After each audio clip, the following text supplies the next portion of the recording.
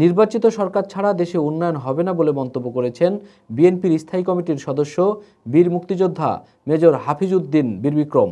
বুধবার সন্ধ্যায় রাজশাহীতে জেলা ও মহানগর বিএনপি আয়োজিত জুলাই আগস্টের শহীদদের স্মরণে গণ অভ্যুত্থানের ঐতিহাসিক বিজয় র্যালি অনুষ্ঠানের সমাবেশে প্রধান অতিথির বক্তব্যে এ মন্তব্য করেন। সমাবেশটি অনুষ্ঠিত হয় রাজশাহী নগরীর আলুপট্টি মোড়ে বার্তা ভবনের সামনে। তিনি বলেন, শেখ হাসিনা পৃথিবীর অন্যতম নিষ্ঠুর শাসক ছিলেন।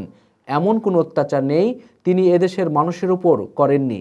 শেখ পরিবারের 34 জন সংসদ সদস্য ছিল, যাদের কেউই নির্বাচিত ছিল না। যত ধরনের ভোট চুরির ব্যবস্থা সবই করেছে শেখ হাসিনা। আওয়ামী সরকার বহু মানুষ গুম খুন করেছে, বিদেশে বিপুল পরিমাণ সম্পদ পাচার করেছে, কিন্তু ছাত্র জনতার আত্মত্যাগ ও রক্তের বিনিময়ে দেশ হাসিনার স্বৈরশাসন মুক্ত হয়েছে। বিএনপির প্রায় 500 নেতাকর্মী এই আন্দোলনে শহীদ হয়েছে। মেজর হাফিজ প্রধান উপদেষ্টাকে ধন্যবাদ দিয়ে বলেন, আমাদের নেতা তারেক রহমানের সাথে লন্ডনে বৈঠকে যে ওয়াদা করেছিলেন তিনি তা রেখেছেন। ফেব্রুয়ারিতে নির্বাচনের ঘোষণা দিয়েছেন। তিনি আশা করেন ঘোষিত সময়ে নির্বাচন অনুষ্ঠিত হবে। এই নির্বাচনে বিএনপি সরকার গঠন করবে। তিনি বলেন, দেশে ফেয়ার ইলেকশন হলে বিএনপি জনগণের ভোটে সরকার গঠন করবে।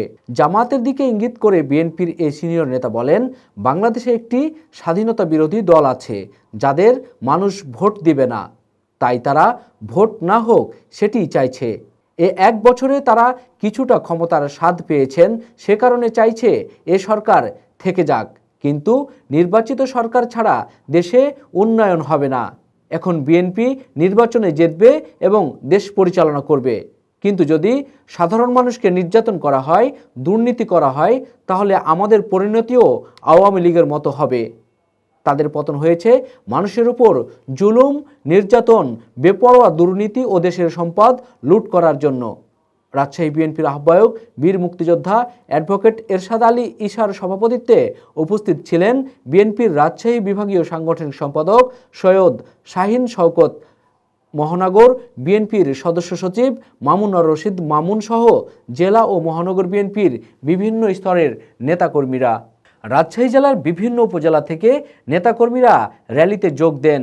র্যালি সাহেববাজার 0 পয়েন্টে এসে শেষ হয়।